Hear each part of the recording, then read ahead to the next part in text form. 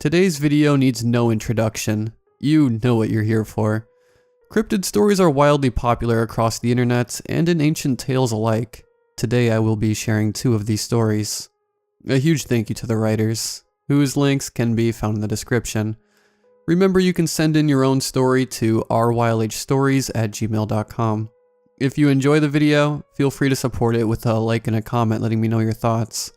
Subscribing if you're new is also very much appreciated. Enjoy the video, and as always, I hope you all have a great night.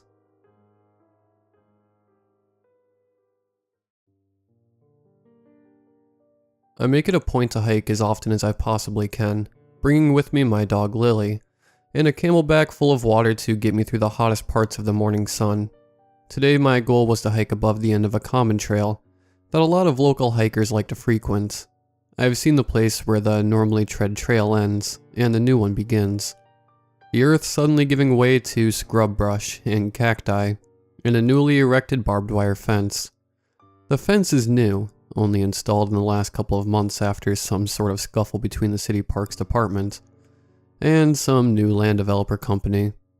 I think the land developers may have won, because there is a massive new sign at the end of the trail declaring that the point beyond is private property, and that trespassers will be detained. I wasn't really deterred by the sign though. I had finished the first leg of the hike, and I still had lots of energy in my legs and daylight to burn. So I walked past the sign and dipped under the barbed wire, and continued on my hike. My dog follows me on longer trails like this one, barking at ground squirrels and generally doing her own thing, running around a few paces to sniff until I catch up, and then dashing forwards towards the next interesting doggy thing. We walked along, my eyes fixed on the goal of our hike, the tip of the ridge overlooking our small town. It was no small task to get up there, and while I am sure that people had done it in the past, it didn't appear to have been visited recently. Besides the odd rusting beer can or spray-painted rocks, the area seemed to be deserted, and there was no clearly trod path anywhere through the brush. The footing was treacherous, if there wasn't loose scree to twist an ankle on. There was cacti with spikes long enough to go through a boot. I kept an eye on my feet, making sure that I didn't injure myself in a spot that I really wasn't supposed to be in the first place. My dog was having the time of her life, and I had to keep calling her back to me, as she circled farther and farther away. I wasn't paying too much attention when I realized that I hadn't seen her in a while, and a flash of anxiety shot through me. I started shouting for her, hoping that the sound of her name or a loud whistle would bring her back to me, like it always does. I started walking quicker through the brush, desperation making me reckless. The thought of her injured or at the bottom of a cliff flashed through my mind, and I shouted her name again, hoping that if I yelled loud enough, she would hear me and come back. "Lily!" Nothing. I wasn't thinking clearly, my eyes starting to blur with tears, as I looked around hoping to see her tail poking up like a flag to signal that she was nearby. I started to head in the direction I saw her last, all thoughts of reaching my goal suddenly dismissed, as I searched for my lost dog. The ground dipped into a small canyon, my original goal rising up to the front of me as I started to follow the ditch deeper into the mountain. If I hadn't been so panicked, I would have stopped to admire the greenery and enjoy the way that the air was much cooler when shaded by the walls to either side of me. I could hear the birds chirping and the wind rustling the leaves. In a normal situation, I would take my time here, maybe stopping for a picnic. I walked on, calling for my dog and hoping that she had followed a rabbit this direction into the underbrush. I don't know how long I looked for her. To my adrenaline-filled brain, it seemed like it had been hours when in reality I probably only walked for 30 minutes or so. All I know was that when I paused to take a break from yelling and turned around, that the area I was in was totally unfamiliar to me. It was much colder here, deeper into the wilds. I was surrounded by pine trees, their needles carpeting the ground and their branches stretching to cover and create a canopy above me. Thud. I strained my ears, hoping what I heard was the sound of my dog crashing towards me, but there was nothing. Not my dog, not a bird, not even the wind was making any noise. Everything was quiet, and it was so heavy that it felt as if someone had reached up behind and stuffed cotton into my ears. I was already unsettled. It didn't seem natural for this area to be so quiet. Was it this quiet the whole time, or did the silence just begin? I couldn't remember, and it scared me to even think about it. So when I felt the back of my neck begin to prickle, as if someone was watching me, I began to panic. I didn't turn around. I didn't look. I just started slowly walking back the way I had come, hoping that the mountain lion or whatever it was that was stalking me would lose interest. Thud. I kept walking. My thoughts that were previously only full of worry for my dog were suddenly full of worry for myself. I was clutching my pack tight to my chest, mentally giving myself a talk to try and calm my racing heart, so that I would have enough energy to hike back to the car. I was focusing so hard on listening to what was behind me, wondering if that soft thud I just heard was all in my head or not. Thud. I was nearly back to the entrance of the canyon where I noticed my dog was missing, and I was filled with sadness and anger. Was it the thing that scared me that took my dog? How dare they mess with my dog? The lion better not mess with my Lily. Of course, my monologue was all internal. Externally, I was still clutching my pack and hunched low as I slowly walked forward, but my inner voice was giving me strength. What if the noise I heard was my dog being eaten or dragged away? Would I ever forgive myself if I never knew what happened? Thud. So I gathered my courage and turned around as quickly as I could muster, and looked down the canyon where I had just came, and there was nothing. No scary lion sitting there eating my beloved pet. No big bad waiting to take me away. I breathed a slow sigh of relief and straightened my back, giving a little chuckle at my paranoia. Of course, those were noises in my head. Besides, I was in a rocky canyon. If something was going to make noise, or follow me, they would probably be shifting rocks anyways. I took another breath, my heart rate slowing down to a normal level. It was just a normal hike on a normal morning, and my dog was probably back on the trail where we had come in waiting for me. Turned back around and began to head back down the trail, still chuckling at myself at my foolishness. I would have to tell my husband about this later. I'm sure he would find it funny. I resolved to just head home instead of trying to climb the ridge today.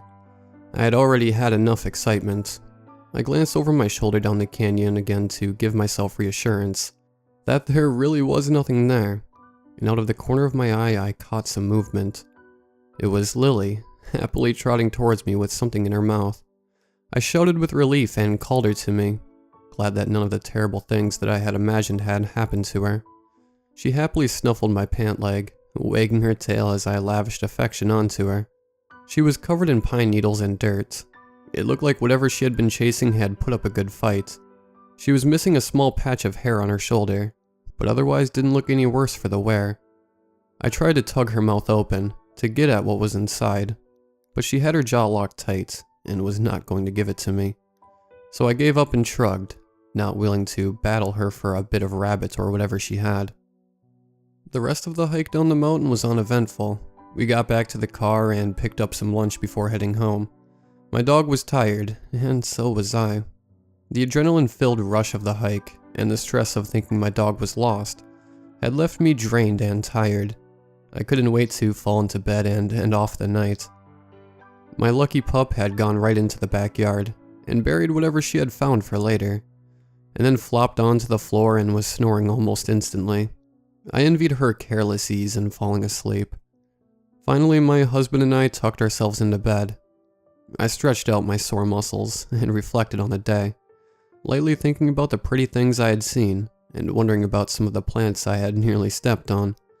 My eyes were fluttering closed when I saw movement at the foot of our bed. I kept my eyes hooded as I focused harder, assuming that it was the shadows from the trees outside that I was seeing dance. But shadows from trees don't have eyes, and shadows from trees don't blink. Terror flooded through me as I stared at whatever it was that was staring at me back. I opened my eyes fully, hoping that if I did it would disappear. It didn't. The eyes were low, around waist height, and glowed reflectively like a cat's eyes did. At first I thought that maybe it was our son asking for a cup of water, but our son's bedroom door was closed firmly, and his child hands hadn't yet learned to use the doorknobs. And his eyes didn't glow like that anyways. I reached my hand out from under the covers and gave my snoring husband a hard pinch, hoping it would be enough to wake him up. "Babe, there's someone in our house." He groaned and rolled over, acting like he was trying to fall back asleep. I kept my eyes locked on the shadow and shook my husband's shoulder. "Wake up." With a heavy sigh, he finally sat up, rubbing his eyes and turning to look at me cowering next to him. I reached a hand out and pointed at the thing that was standing at the foot of our bed. He scoffed and looked at me. "It's Lily." He rolled his eyes and flopped back onto his pillows, and within moments he was sound asleep again. But I had my doubts. Our dog wasn't that tall, and our dog didn't stare at me like whatever this was did. I was willing to give my husband the benefit of the doubt though, and sat up farther to see what he had seen. And he was right. It was our dog. But she was acting so strange. Her eyes stayed locked on my face, following my every movement. Her back was arched, and I guess she really was that tall, because I had no explanation for her suddenly being twice the size I thought she was. "Lily, what the hell? Go back to bed." I whisper shouted at her, annoyed that my fear had gotten the best of me again. I wasn't sure how she had gotten into our room. We kept our doors locked at night. Maybe one of us had forgotten to click the latch. I sighed and placed my feet on the floor, moving to get out of bed and go let her outside to do whatever it was she seemingly needed to do. She must need to use the bathroom, I reasoned. There was no other logical explanation for her weird behavior. But as soon as my feet hit the floor, our dog turned and dashed out of our room. I could hear her nails skittering across the wooden floor down the hallway, and then I heard a soft thud, which I assumed was her jumping into her bed. I muttered angrily at myself as I shuffled over to close our bedroom door, cursing myself for being such a scaredy cat. Had my hike today really scared me so badly that I couldn't even recognize my dog when she was right in front of me? Maybe I needed to get my eyes checked. I tucked myself under the covers, pressing my back against my husband and facing the door. Even if my fears were unfounded, it made me feel safer to know that my back was protected. The next morning passed like they always do, my husband leaving work early for his job at the local military base, me waking up with my son to make breakfast and do some work on my laptop while he eats and plays. I keep the back door open during the day, letting Lily walk in and out as she pleases. It was gorgeous out, clouds covering the sun just enough to keep the yard cool. It was a perfect day to do some gardening and finish up with some of my to-do list. After my scares of yesterday, I felt stupid when I looked a little harder at Lily, and noticed that she really was a big dog. I had never noticed that her head came up to my waist before, but I probably just never paid enough attention to her. I did see that the spot on her shoulder was looking a little swollen and red, and the bald patch of fur seemed to be getting bigger. I made a mental note to keep an eye on it. I had seen mange before, and was a little worried that this is what that was. Just in case, I googled the signs and treatment methods, and picked up some soothing dog wash to try at the encouragement of a WikiHow article. The rest of the day was uneventful. I spent the afternoon during my son's nap gardening, transplanting some vegetable shoots into our raised garden bed, and cleaning up debris and dog poop in the backyard. I gave the spot where my dog had buried her treasure a wide berth, ignoring the uncomfortable feeling in my stomach that I got when I looked at the small patch of turned earth. When my husband returned in the evening from work, I let out a small sigh of relief and relaxed. I had been feeling tense all day, and even though my son had been easy to take care for, I needed a break from being cooped up at the house.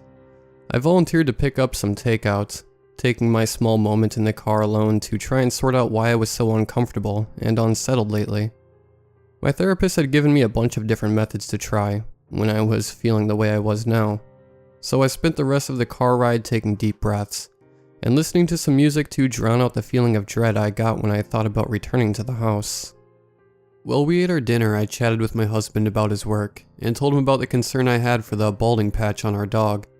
He didn't waste any time in teasing me about my sudden fear of our household pet, and I tried to laugh along. It was silly, wasn't it? There was nothing to be afraid of.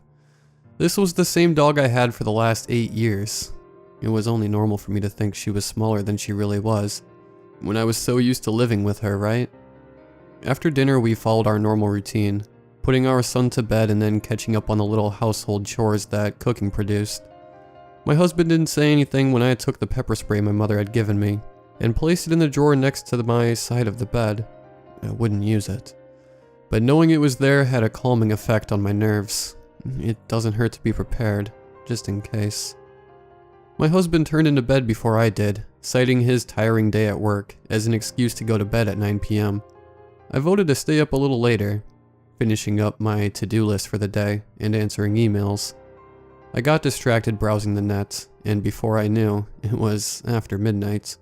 I stood up from my desk, stretching my tired muscles and shaking my foot back awake, leaning over to shut down my computer so I could turn in for the night. It was then that the back of my neck began to tingle, the same way it had yesterday in the canyon. It felt as if someone was watching me. I whirled around, expecting to see my husband behind me with the wide grin he had when he was trying to prank me. But it wasn't my husband, only my dog, sitting in the doorway of my office and staring at me with a look I can only describe as calculating. I gave her a hard glare, hoping that it was disapproval on my face and not fear. "We are not having a repeat of last night tonight, Missy," I scolded, my fear giving way to anger. I stepped past her into the hall, and my arm brushed against her back. Was she taller again?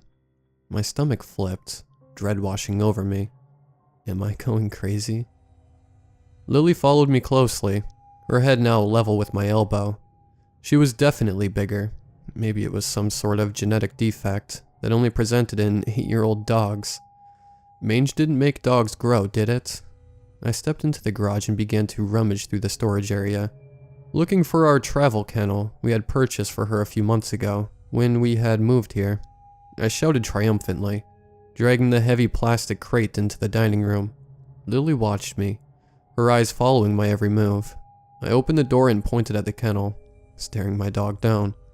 I needed to assert dominance. I was the alpha here, and the weird stalking she was doing at night now was not okay. Not in my house. "Kennel," I demanded, fully expecting her obedience. She didn't even look at the crate. Her eyes stayed locked on my face as she slowly walked forward and then sat at the entrance. Were her eyes always that color? I didn't think her eyes were this light before. I sternly pointed at her chest and then at the crate again. She huffed and then obeyed, walking into the kennel and laying down. It was a tight fit, much smaller than it had seemed when we purchased it at the beginning of the year. I reached down and closed the latch, glancing into the crate again to make sure everything was securely closed. Lily was pressed against the wire mesh, her eyes glued to my face. My stomach rolled and I began to sweat. I must be coming down with the stomach flu. I needed this rest tonight if I was getting sick. I prepared myself for bed, popping a melatonin to help myself sleep deeply. I was exhausted and it was my husband's turn to wake up with the baby in the morning, so I would be allowed to sleep in an extra half hour or so. I settled in, fully expecting to close my eyes and then open them again in the morning when the alarm went off. But when I opened my eyes again, it was still dark outside. I groggily sat up, wondering what had been loud enough to wake me from my medicated stupor. I checked my phone. It was 4 a.m., 3.5 hours before my alarm was due to ring. My husband was still asleep, a string of drool stretching from his mouth. Thud. Our son must be awake and playing. That must have been what woke me up. I groggily stepped out of bed, draping my cardigan across my shoulders, and shuffling out into the hallway. I was half asleep still, but the feeling that something was wrong began to wake me up. Why was his door open? Did he learn to undo the child lock already? I stepped into his room, glancing over to his bed to see if he was there. A chill of fear crept its way up my spine when I saw our dog, sitting next to the head of our son's bed, staring intently at him. I gasped, and Lily turned to look at me. Only it wasn't Lily. Not anymore. Whatever this was didn't stand on 4 legs. It hunched over, nearly as tall as I was. Its front paws curled under as if they had been broken and reformed into human hands. Its eyes glowed with their own ghostly white light. I let out a screech and dashed forward, my only thought to protect my son from whatever this was. The thing leapt forward, its fur brushing against my side as it dashed through the hall and into the other room. I scooped my son up, clutching him to my chest as I screamed for my husband. Thud. My son cried in my arms, confused and afraid. All he knew was that I suddenly was holding him and screaming. He hadn't seen the creature at the head of his bed watching him. I tried to control my breathing, hiccuping sobs as I curled my body around my child and pressed my back against the wall. I could hear skittering from the end of the hallway, in the direction our dog had run. I was so afraid, for myself and our family, and I was terrified that my husband had been eaten or killed in the time it was taking him to get from our bedroom into our son's. I couldn't stay in here. I had to protect my family. Shakily I stood, my legs trembling from adrenaline. I grabbed a blanket from the bed, draping it around both of us as if it would protect us from any attack. As quickly as I could, I ran across the hall and jumped into our bed with my son, scooting back to press my back against the wall again as I shouted for my husband. "What?" he called, opening the door from our master bedroom to peer at me from his perch on the toilet. I stared at him ridiculously. Our son could have just been killed, and through all of the commotion my husband somehow thought it was a normal morning and was just going about his routine. It was Lily. She nearly attacked our baby. I was so angry and I could hardly see, my breath coming in panting gasps. My son clutching my shirt and buried his face into my neck. His crying now turned into quiet complaints as he tried to fall back asleep. "What is with you and the dog? She's fine. I don't know why you are suddenly so afraid of her. She has never hurt him before. Why would she now?" He spoke dismissively, unable to see the abject terror on my face without his contacts in. He hadn't seen what I saw. He didn't see that thing that was no longer our dog. I couldn't even think. Tears were flowing freely down my face as I trembled and clutched my baby tight. Thud. The sound made me jump, and I stared at the doorway, straining my ears to hear what was going on right outside our bedroom door. This wasn't normal. This wasn't okay. I didn't know what to do, and I felt so alone with my terror. My son had fallen back asleep, and his heavy breathing warmed my neck. I pressed my back harder against the headboard and tucked the blanket closer around us. My eyes locked on the door. I reached into the drawer and grabbed a pepper spray. I wanted it handy in case that thing tried to come back into our room.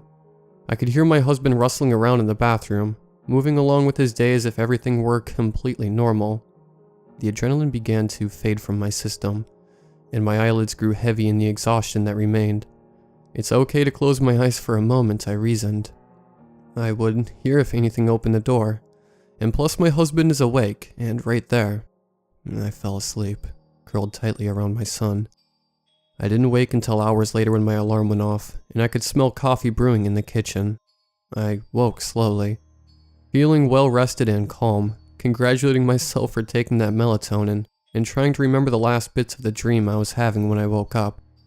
I was starting to remember the premise of the dream, until I remembered everything else that had happened last night, and the feeling of my son missing from my arms started to sink in.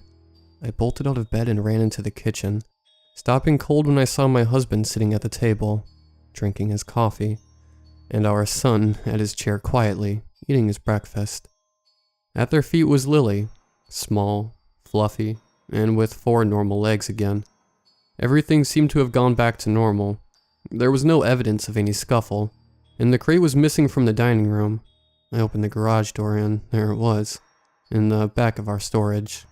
Everything around it undisturbed, as if I had never moved the crate in the first place. I was bewildered. Had I just made everything up? Am I really going crazy? Was everything I was remembering actually just a dream? I didn't know what to think, and my confusion was evident on my face as I sat at the table with my coffee. "Sleep well?" my husband asked, now looking up from his phone. I made a non-committal noise and pulled up my laptop, loading my emails in an attempt to distract myself from the lingering feeling that something wasn't right. I looked up at my son sitting across from me, and was filled with gratitude that he was okay. The fear that something could have happened to him was unshakable, but he was acting normally, so it must have all just been in my head. Noticing me watching, he gave me a grin and promptly threw his sippy cup to the ground, splattering milk across the floor. Yeah, he was acting normally, alright. I stood up and refilled his cup, leaning behind him to set it on the table. I pressed my lips against his head, inhaling his baby scent, and then noticed a small red mark on the back of his neck.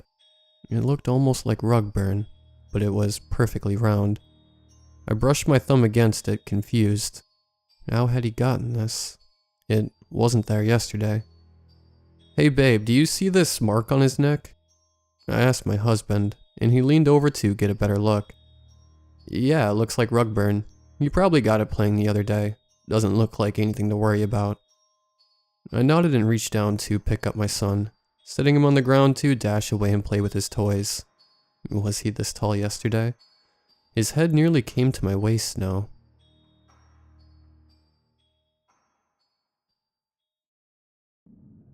The bangs, all of them, their sounds, they awoke me. I bolted right up in my bed. Looking around, I found nothing out of the ordinary. My room was perfectly normal. All my things exactly where I had left them. The half-empty glass of water, still half empty. The comic book I was reading still unfinished. But those sounds, I had heard enough of them now to know what they were. Gunshots. I had a cousin that worked for the law. Forehead James had fired enough for me to recognize them at the drop of a hat. He was called that because he had a huge scar across his forehead, which he had received in a supposed act of heroism. I stepped off my bed, all dazed and in confusion as to what was going on. We had recently moved to the suburbs of a small town, so there's always a risk of bandits raiding our neighborhood. I made my way downstairs, worried about Mom and Dad. The stairs creaked and groaned, as if they were in pain as I made my way down. What I saw shocked me. Everything was in disarray. The furniture all torn up and dishes all broken. I know I'm a heavy sleeper, but this was just ridiculous. The wooden floor was lined with a river of blood leading outside. The nauseating smell of gunpowder filled my lungs as I tried to make sense of what was happening. Mom and Dad weren't in their room. I put on my jacket, and as I made my way out, I noticed something very bizarre. Tufts of gray fur all over the porch. I leaned in to examine it. They were covered in blood, and some of them were parallel to the trail of blood leading away. I started to follow it. The more I looked around, the more events started to elude me. Everyone's front doors were ajar, and it seemed similar scuffles had taken place all over the town. The fur and the occasional spots of blood were everywhere. If I were to describe to you what the situation reminded me of, let me ask you a question. Have you ever been to a festival of a carnival after it had ended? The town reeked of that similar feeling, as if a massive event had just transpired, and I was only an observer of its aftermath. The thought of how I could have mindlessly slept through the entire thing bugged me incessantly. Still oblivious, I noticed something on the ground a few feet ahead of me. It was very tiny. I approached the object as it glistened under the moonlight, which is why it caught my eye in the first place. I leaned to pick it up and immediately dropped it. It was extremely hot to the touch, and it had burned my fingers somewhat. Some sort of shining piece of metal. It seemed as if it had broken off of something. As I was about to inspect it closely, I heard a blood-curdling howl. It sent a wave of shivers down my spine. I had never heard anything like it before. The sound was accompanied by another ear-splitting bang. Instinctively, I ran towards the sound. As young as I was never the one to cower, and in this situation, all I could think of were Mom and Dad, their safety. The thought of harm befalling them was something I was trying to completely avoid. It was an exaggerated feeling of the same feeling you get when you are really young, and your parents were out for a long time, and your mind wanders off to the realm of, what if something happened to them? It was something I chose not to think about. It took me a while to realize where I was headed, towards the woods outside the area. Now in the woods, I was really far from home. It didn't bother me as much as it should have bothered a child my age, as I'd been very good at not getting lost. I was always good with directions. Making my way through the forest, I could shake off an eerie sense of terror from my back, and soon enough that feeling solidified itself into one of true horror. The smell of gunpowder was replaced by a horrid stench, even stronger than it. I looked towards it only for a pair of eyes to meet mine. The moment our eyes locked, I understood that whatever those eyes belonged to was dead. And yeah, you heard that right. I said whatever, because this was no human. The dead yet sharp eyes I was looking into were one of a fierce animal. Drool dripped down its muzzle. It was an enormous hound. No, not a hound. A wolf. I had never seen one before in my life. And surely they couldn't have been this big. And what's stranger is that it was wearing tatters of what seemed to be clothes. It had brown boots on as well as other garments that were now ripped to shreds. Fear began to broil inside me, alongside the fluttering of butterflies in my stomach. I pushed on, and the more I worked my way forwards, the more I encountered dead bodies of those wolf-like creatures, massacred and sprawled all throughout the woods. I figured they must have been the town folk. Some places, I even thought I recognized some people. Had I been living in a town filled with them? What was this? Where were my parents?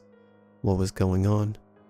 Thoughts like these kept striking me over and over again, until I came upon another body, and all the thoughts silenced. Everything went quiet. Even if I didn't recognize him by his facial features, I would recognize that huge scar anywhere. That scar that horizontally slashed his forehead. It was my cousin, Forehead James. My knees buckled as I started to tremble, all sense flying away from the world. Streams of tears made their way down my cheeks, tears that I didn't even know were there.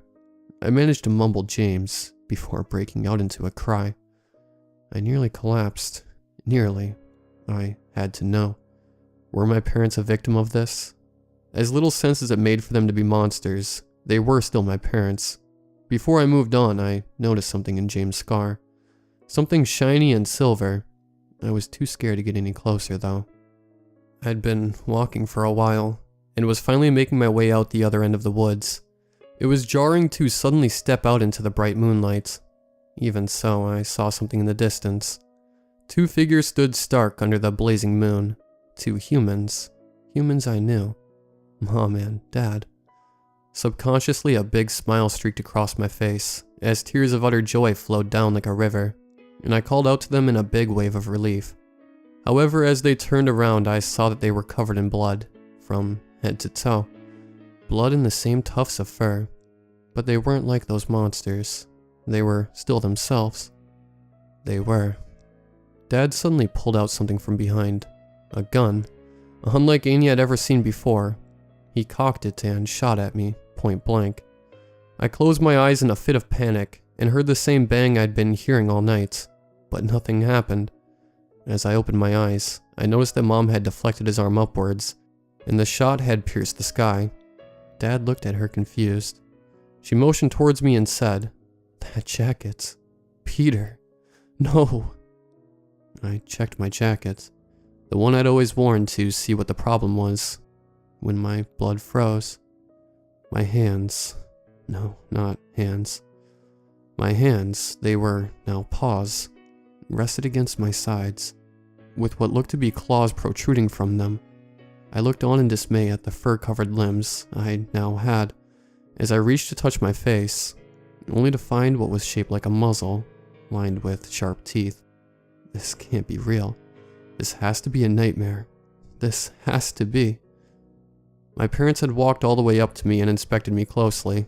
My mom was in tears, the tears mixing in with the blood and dirt on her kind face. She said my name, and I looked towards her and asked what was happening. That only made her cry worse. My dad put a hand on my shoulders as he consoled my mom. All of us collapsed there, not knowing what to do. Even in all this madness, I felt safe.